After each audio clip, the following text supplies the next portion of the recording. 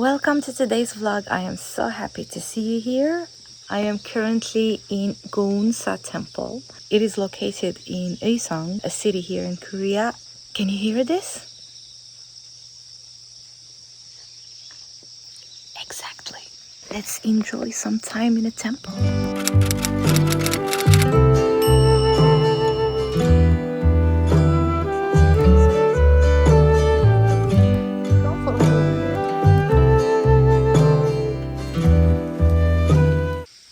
Decided to come for a couple of days and do a temple stay here.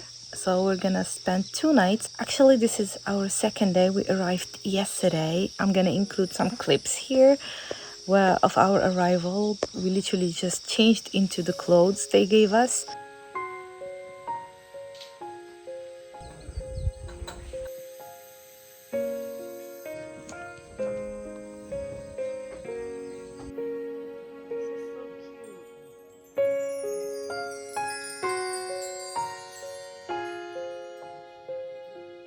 This is the best latte I have in my life. Like seriously, how does she make coffee this good?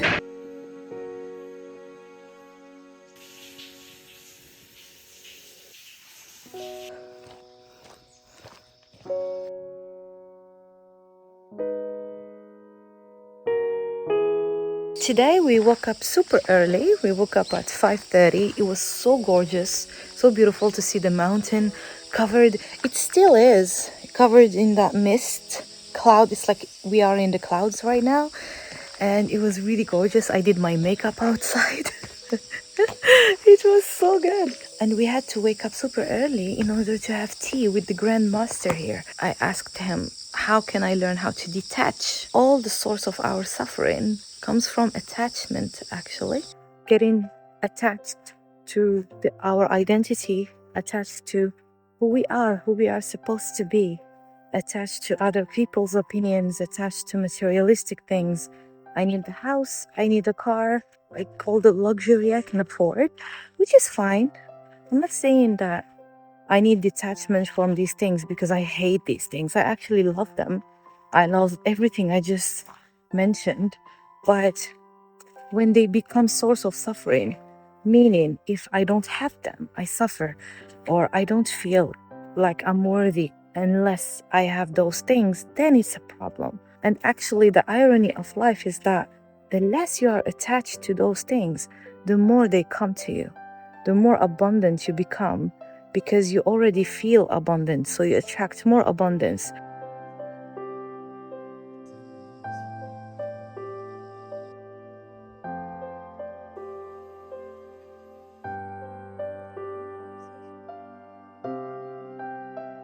To me, learning how to detach was very important, and you have to keep an open mind about what he said.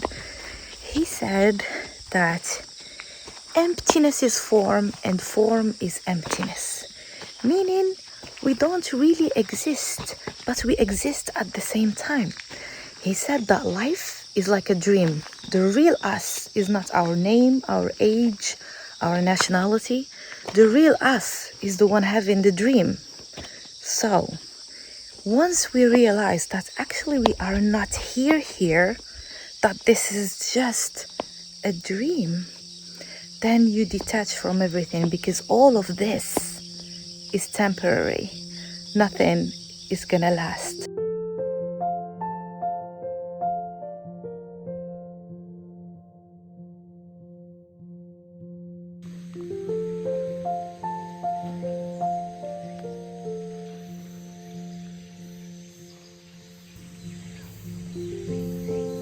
This concept needs you to have an open mind, because if you hear someone telling you that you're not actually existing right here, right now, that actually they're crazy. If you don't look at it as a metaphor, or rather as a philosophical idea or perspective, then it seems like, what the hell is he even talking about?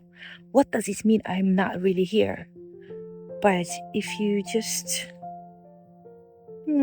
reflect on it, give it more thoughts, and really feel that actually we are indeed temporary, we all know how this is gonna end. I don't want to be somber, but you know, it is what it is. So it does makes this temporary. It does make everything temporary, and there is nothing other than the present. But still, we tend to worry about the past and the future, and rarely think of the present. But actually, there is nothing but the present. Look at this gorgeous spot.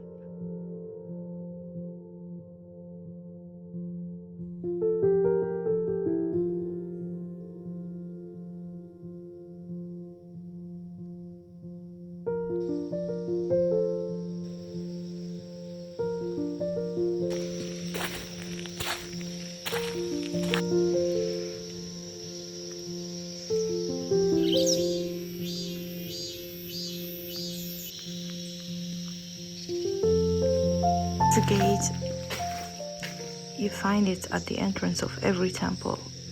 These guys are supposed to scare away any negative feeling, like energies.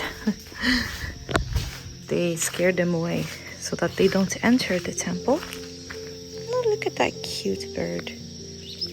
Oh, look at it. These little piles, they are so cute. So you take one of these, you make a wish, and you put it pop.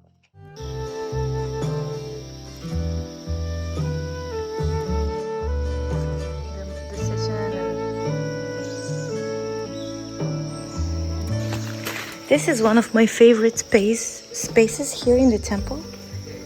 There is this huge gazebo here and little chairs, and if you sit on one of them, look at how pretty this spot is. Wow. And actually this part was filled with water before, and in the morning above the water was all foggy, so you would feel like you're floating above the clouds. But now they blocked the water, so it doesn't come up anymore. And actually this is the temple's cafe. It is one of the prettiest cafes I've seen in my life. I'm gonna go a little bit later after lunch and I'll show you the inside. It's absolutely gorgeous.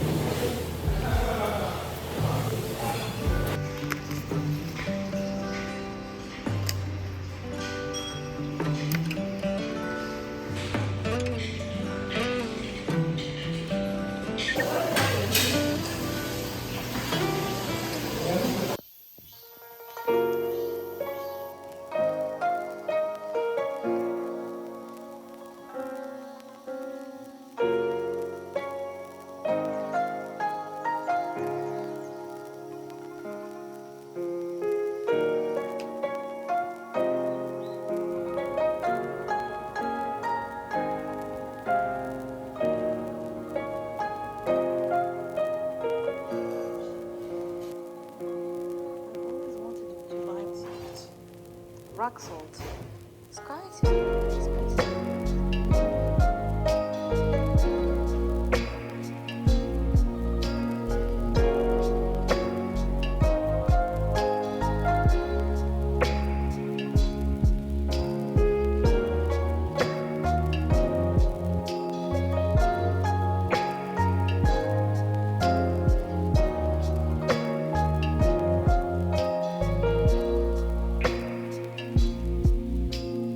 This is the one we have in the house. An incense holder? So cute. I love it. You see from above. There's a hole. Oh, it's so cute. Look at this. It makes such a pretty sound. I can't believe that painting on the roof are like handmade. It's so well done. I mean, the details on those. If you see them carefully, they are not same. Some are a little like disaligned. Ah, but in a grand scheme, they look the same. That shows they were drawn Wow, with hand. so pretty.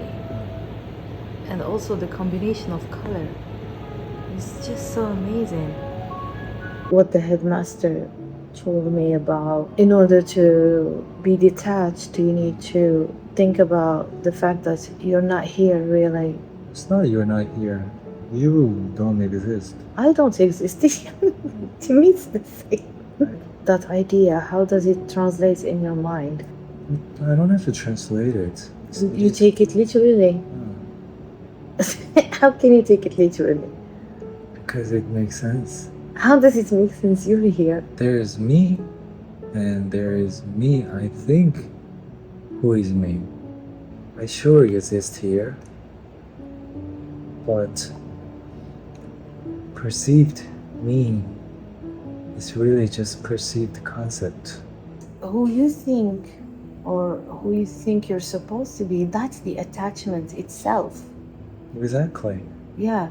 So that identity that you think you are, who you're supposed to be, and generally it is related to societal norms, right? Whatever is considered good or bad in society, that's your standards as well. Most of the time, of course. Yeah. There are people who build their own standards, Yeah. but I'm talking about majority of people. We just follow the societal norms. So those things are the attachment itself. So to detach from it is to realize all those things don't exist really. It's illusion. It's a perception in our mind that things should go this way or things should be this way, but nothing is actually going on. It's not easy concept to just grasp just like that, is what I'm saying. It's something you need to really like sit and just like contemplate. Yeah. This is what I was talking about earlier, about how pretty the handmade paint is. Oh gosh, the patterns are so lovely. I mean, how cute the combination of colors, and you know, like just some random, it seems random, but I'm sure it's not, it's studied, random like blue like spots and white dots. It's just so lovely. And then look, on the other side, there is the lotus flower arrangement. So pretty, like I can watch this paint for hours. Look at this, whoa! This is really pretty. So intriguing, like the whole tree is green and then suddenly there is some red or orange leaves in there. I don't know why.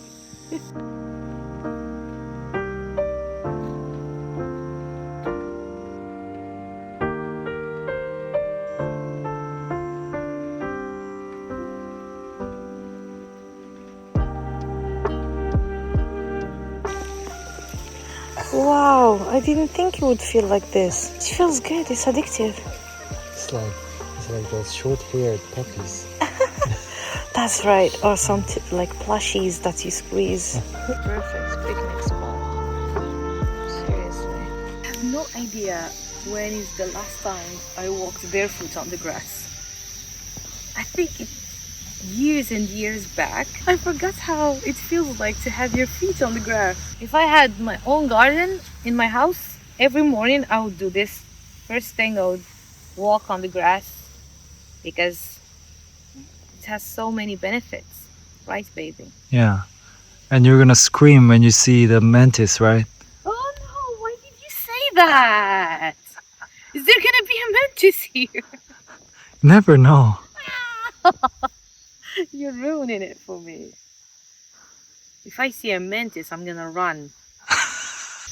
Oh no, I'm too scared to walk now. It's okay. We're doing this because the headmaster recommended to walk barefoot. Why did you say? It helps our body remove the free radical in our body. Yeah, what he said. Does it hurt your feet? Not at all. I'm very comfortable with it.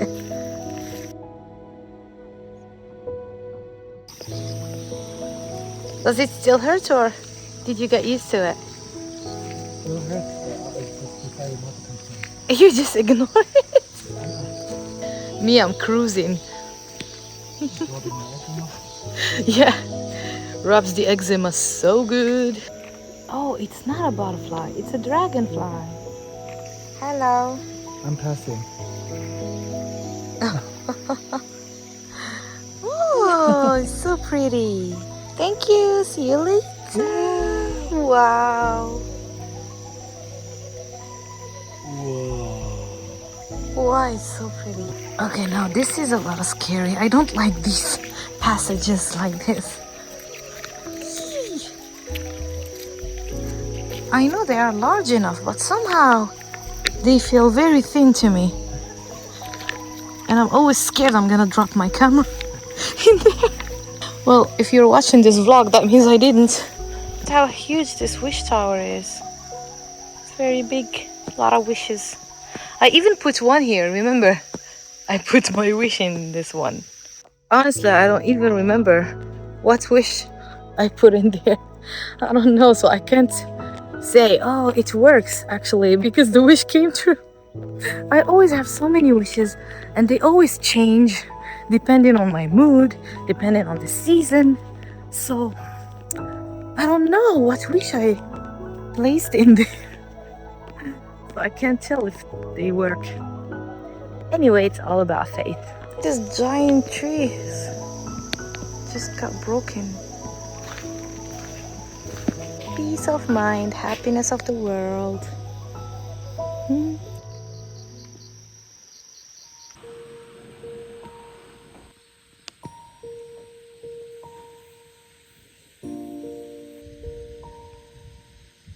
We are back.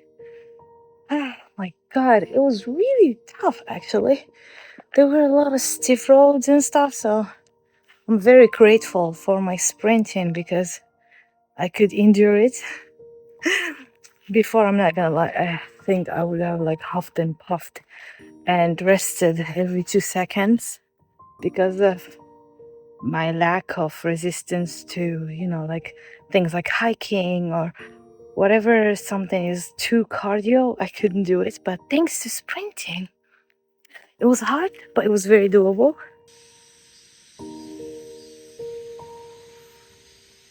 You can see the blue sky emerging little by little. Yay, it's gonna be sunny soon.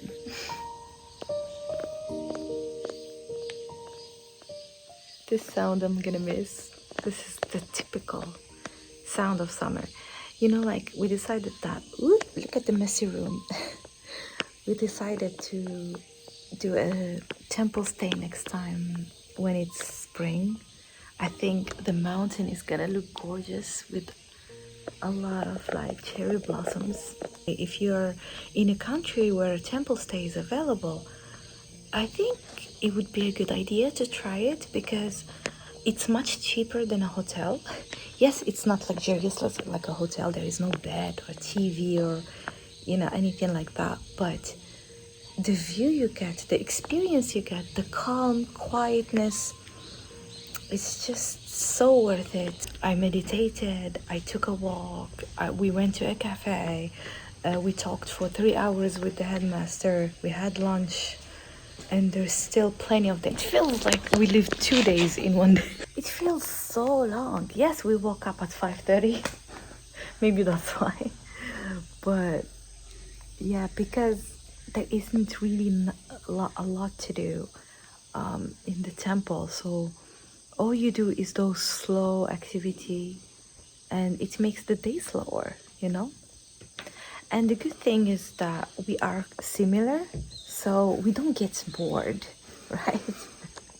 I'm drinking my protein supplements, by the way, because anyway, it's time for it. Like we have it twice a day, but also because in the temple we don't eat any meat with, like monks' food is just like vegan. Actually, there was tofu. but the tofu that was prepared was too small amount. I think that's why in a relationship it's important to be different. Like you and me and him are so different. So different.